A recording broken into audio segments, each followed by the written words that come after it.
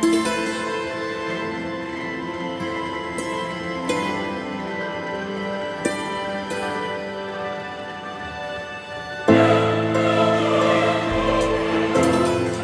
folks, and welcome to the very last, this one's actually the last full episode of Exploring Fraser Island. This is the full guide, and this morning me and the fam are heading down the beach for a bit of a fish. The weather's not brilliant, but we're going to head down and try and make the most of it because our time is getting short on the island and we haven't caught that many fish, so we're going to take every opportunity we get when it's not pouring rain to get down the beach and wet a few lines. Righto, we're down here fishing a gutter we found a couple of days ago. We've seen it. We haven't managed to get back down here in low tide to fish it.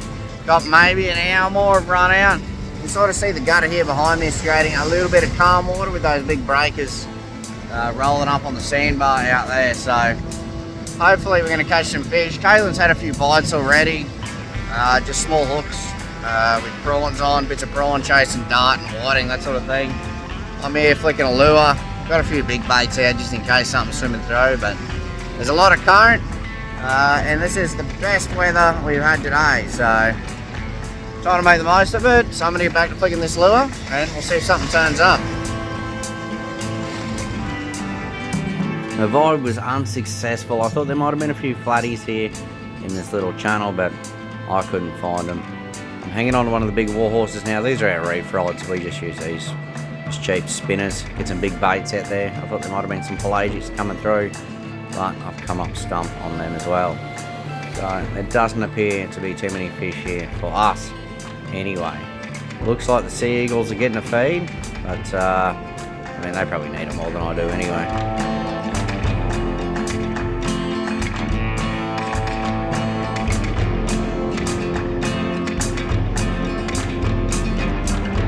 Get back to the car. That's a lot of rain coming. I do not want to be out in that. I was trying to yell out to Caitlin to wind in a few of these rods, but the noise from the wind and the surf, it's pretty deafening. So let's get these in. It's not quite what I was expecting to catch. Not a bit old mullet. Crab's proper tangled up.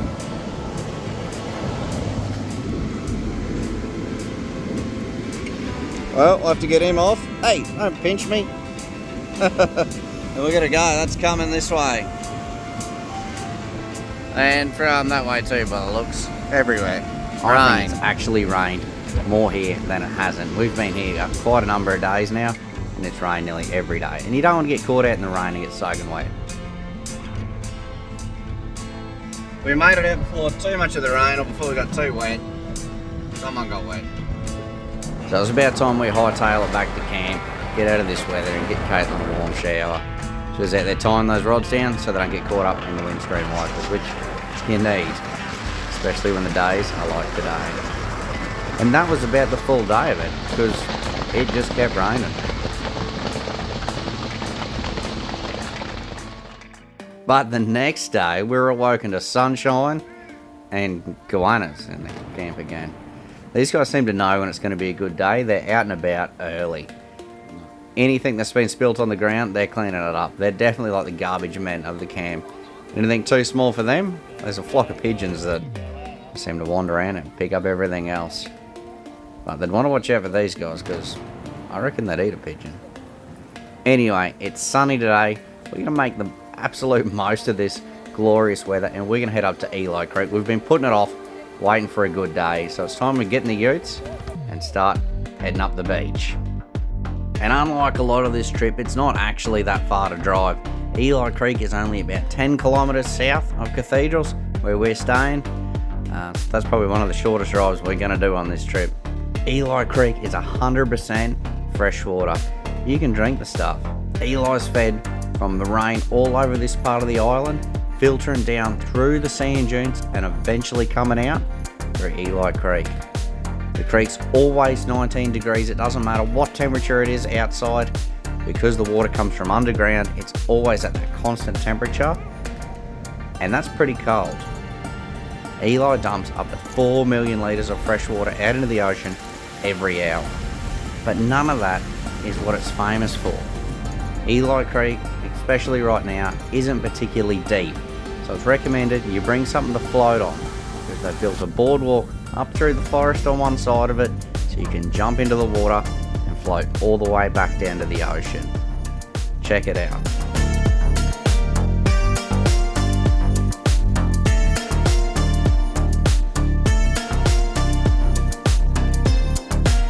We've grabbed all the floaties and made the walk.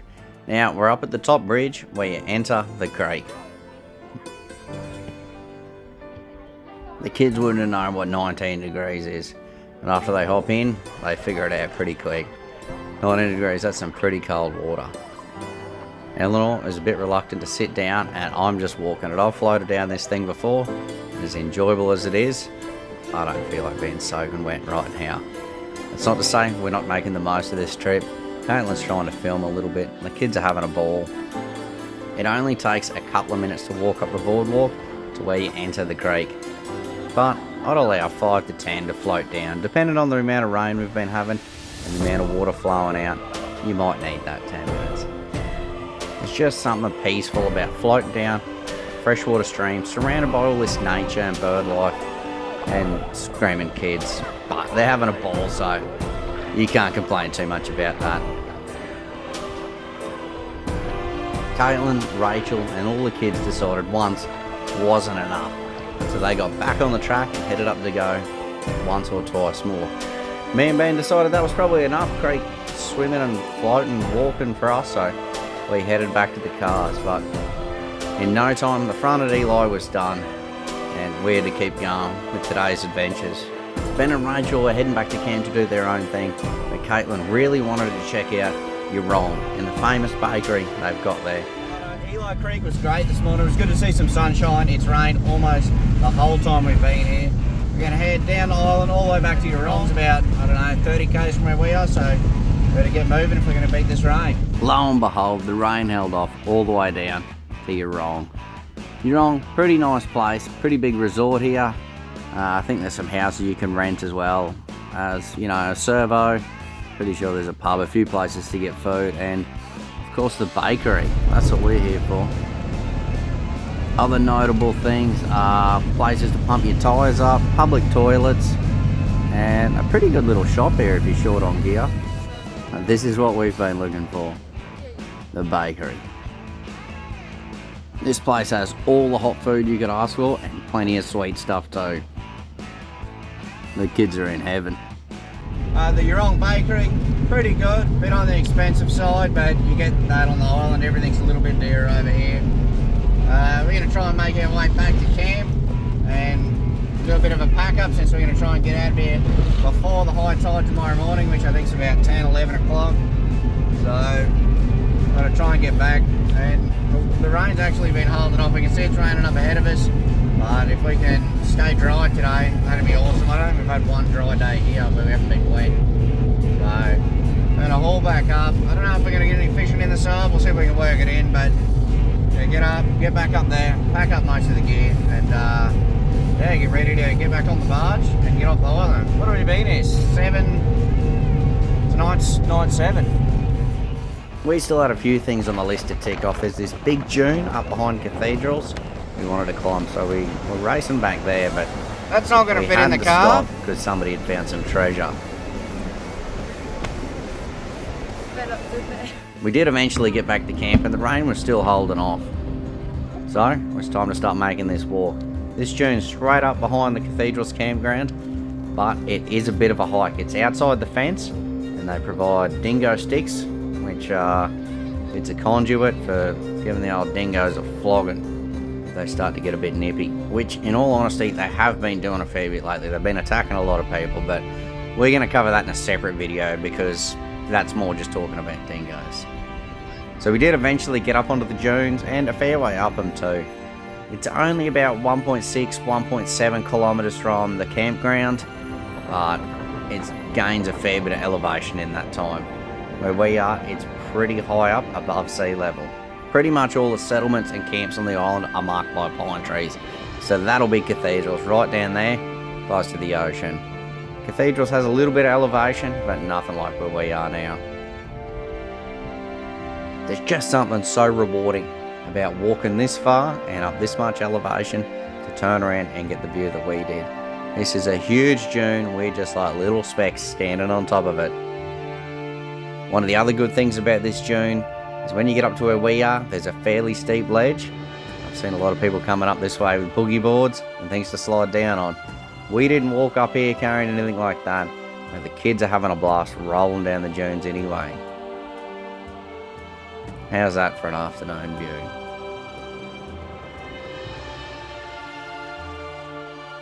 Seven days, 7 nights, Fraser Island. We had to be at first thing in the morning, so thanks for joining us. Maybe. Hang on, we haven't been shark fishing yet. Go forwards into the light. Oh no!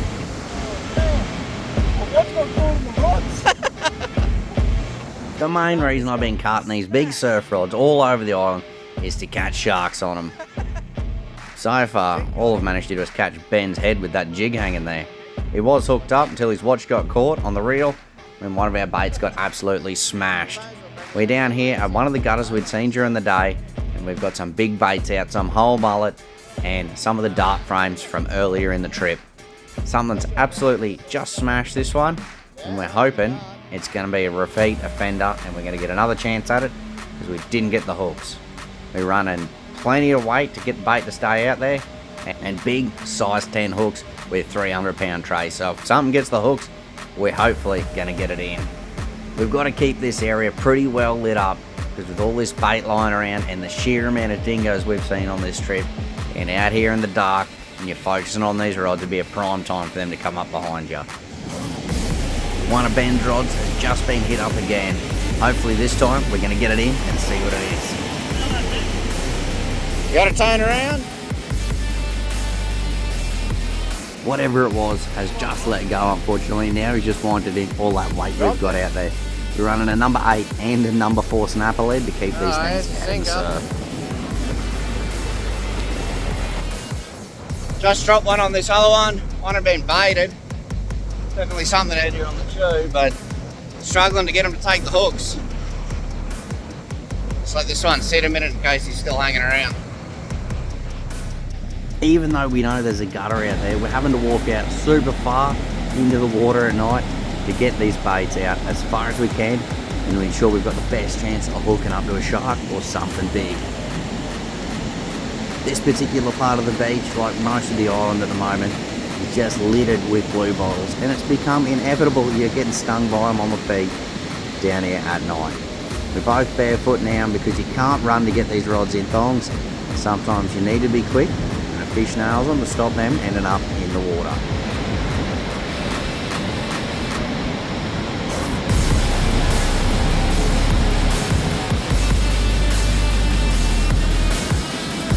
But nothing stuck so far. It's getting up near the top of the tide, but we'll keep throwing them out if they're going to keep eating them. We're constantly just having to rebait these and put them back out. We're getting plenty of bites, but nothing seems to be sticking on those hooks. 10-0s could be just too big.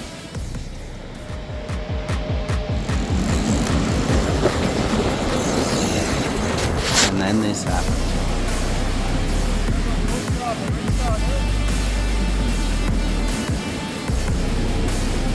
After one hell of a fight from me and a massive thanks to Ben way down to the surf and grabbing the leader, we finally got what we came for. Yeah, he's no monster.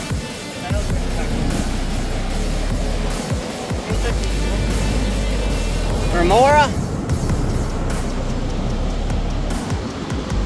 Now, unbeknownst to me, the real challenge was just about to start. Getting that 10-0 with that massive barb out of this guy's jaws, because we're letting him go. If it was earlier on in the trip, we definitely would have been eating him because flake, it's not a bad show. But this guy, it's his lucky day. So we're going home, so we're going to let him go home as well. Chill. I'll get you back in the water, bud. Potentially everything else that we're eating our baits might have been a bit too small to get this 10-0 caught in their mouth.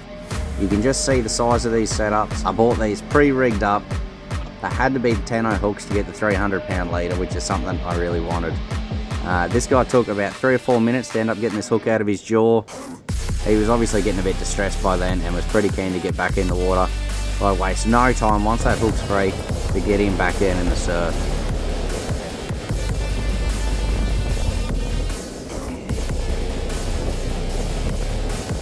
Now that that line's out of the mouth and I'm going to attempt to release him, this is where most people get bit. So I'm just going to drag him with his nose just on the ground. You want to make sure his gills are up out of the sand, so to keep them clean for him, just got to get him back down into the waves without him taking a chunk out of me.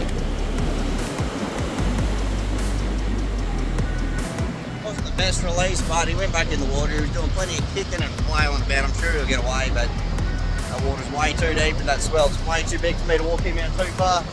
He's probably got some big brothers and sisters out there, so he's back. See if there's any more around, but that's a win for me anyway. Awesome. Not long after that, the rain started pelting. That stuff was coming in sideways, but the lines are out and I'd get out there for a bite, but they just didn't come. Well, tide's well on the run out now. It's 11 o'clock. The rain's broken, so we're going to pack it up tonight. And we started to drive back.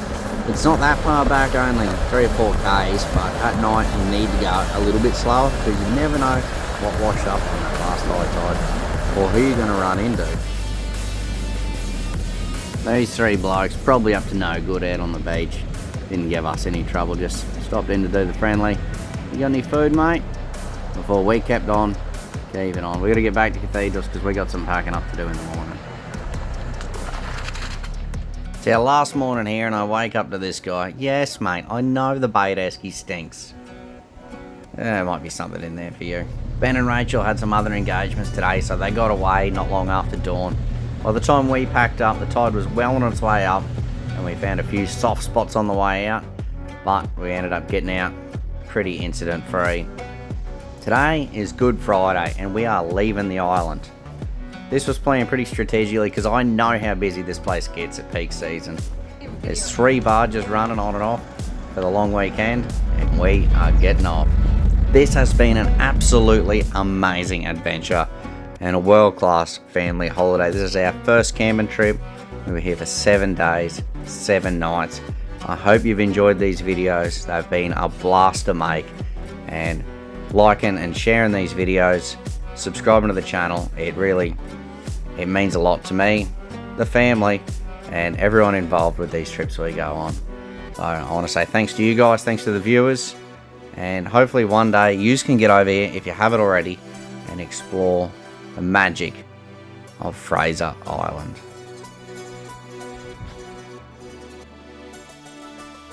So thanks for joining us, and maybe I'll see you out there somewhere.